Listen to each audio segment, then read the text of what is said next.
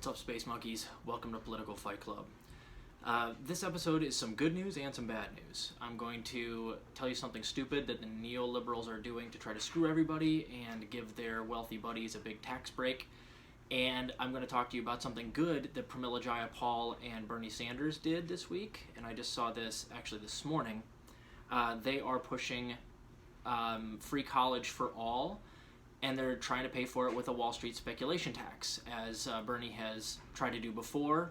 And these two bills melded into one are framed very well. So that's good news. I still don't think they're going to pass. I don't have any faith that anything's going to pass with Joe Biden in office. But this is a good idea, and if they frame it correctly and push relentlessly, it could work. So first things first, the dodos. David Sirota broke that.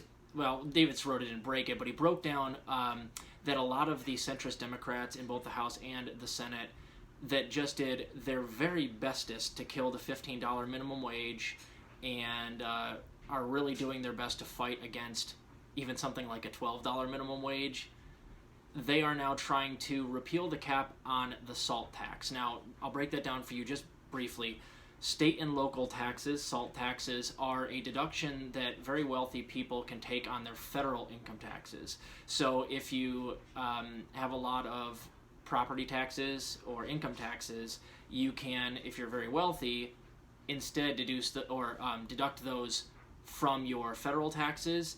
And it's like a loophole for the 1% to basically like deduct all of these extra things that they have in state and local taxes and get a ton of money back at tax time that poor people just don't qualify for.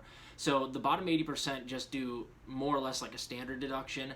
This is something that only really the top 5% ever do, and particularly just the 1%, the people that own all of the valuable land. So what Trump did in 2017 was he was being spiteful towards blue states that he wanted to punish that have traditionally higher income tax rates and property taxes. And so he put a cap on the amount that you can deduct from your federal taxes, and that cap is $10,000. So he was just basically like bitch slapping rich people in blue states was what he was trying to do. That's why it exists. And the Democrats now are trying to repeal it, and all that it is a huge tax break to the 1%. It goes to no one else.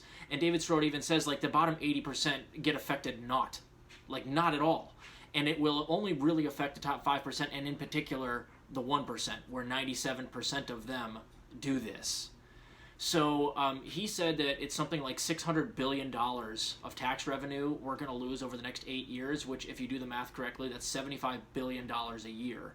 So, of course, these Democrats want to give a huge giveaway to their Nancy Pelosi is so hard about getting the SALT cap repealed. Why is that? Oh, she's from Cali. It would help a lot of her rich friends she knows personally to have that lifted. That's why she's fighting for it. So here's the second part, guys.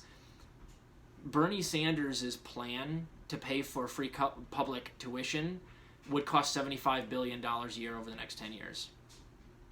$75 billion to $75 billion, right? So why is it that we're seeing all of our politicians fight like crazy to give their rich buddies a $75 billion a year tax break by lifting this cap on the SALT tax? And they're not going to at all get behind what Bernie and Pramilla Jayapal are trying to do right now, which is give all of us free public college tuition. So that's our government for you. Now let's get on to the good news here.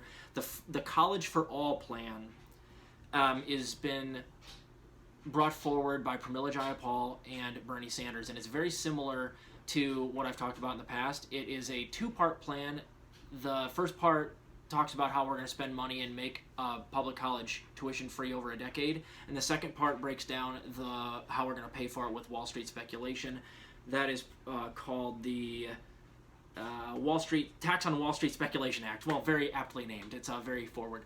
So it is exactly what I talked about, except it's a little bit lower than what I've talked about. It is a 0.5% speculation tax on stocks, 0.1% on bonds, and a 0.005% on derivatives. I've talked about a 0.05 tax on derivatives, because the derivative market is enormous. But this is even lower than that. So that raises $2.4 trillion over a decade, and that should do it. But I got to point out, guys, and let's just go over the bullet points here. It makes community college and trade school free for everybody. It eliminates tuition at public 4-year colleges and universities for students from families earning less than $125,000 per year. It makes tuition free at private, historically black colleges and universities and other minority serving institutions. That's good too, so a free private college at those. It doubles the maximum Pell Grant to $13,000 or $13,000, and establishes a $10 billion annual grant to support student programs in underfunded schools. That's excellent. And like I said, it's paid for all with that Wall Street speculation tax. But this probably is going nowhere. Why is that?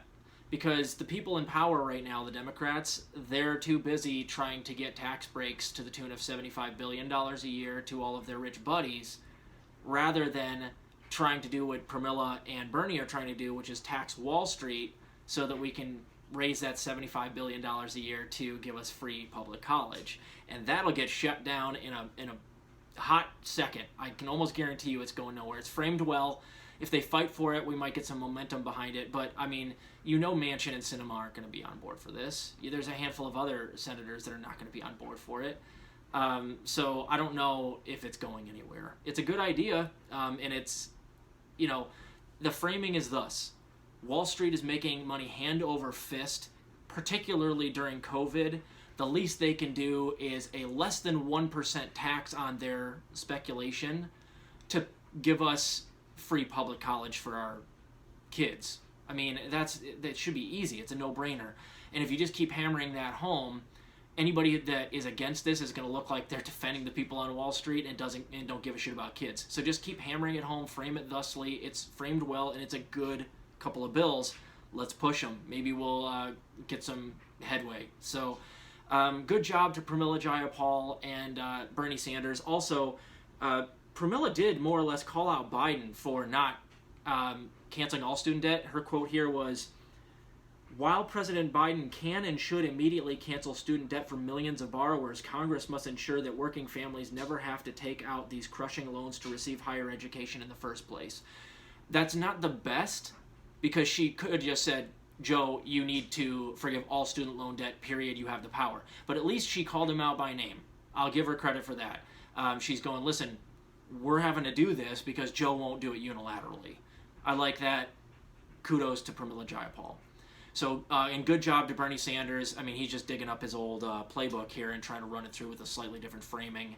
And it's a little bit more means-tested than before. Whatever, I like the effort. Keep going, guys. And to all the neoliberals out there that are trying to get tax cuts for their wealthy donors and friends like Nancy Pelosi and Joe Manchin and Kyrsten Sinema, you guys suck royally. I mean, there's no reason why you should be repealing the SALT tax cap. It helps only the rich, which is, not surprising at all considering who you guys are, you fucking ghouls. Anyway, keep fighting the good fight out there, guys. I got at least 2 more episodes coming for you later.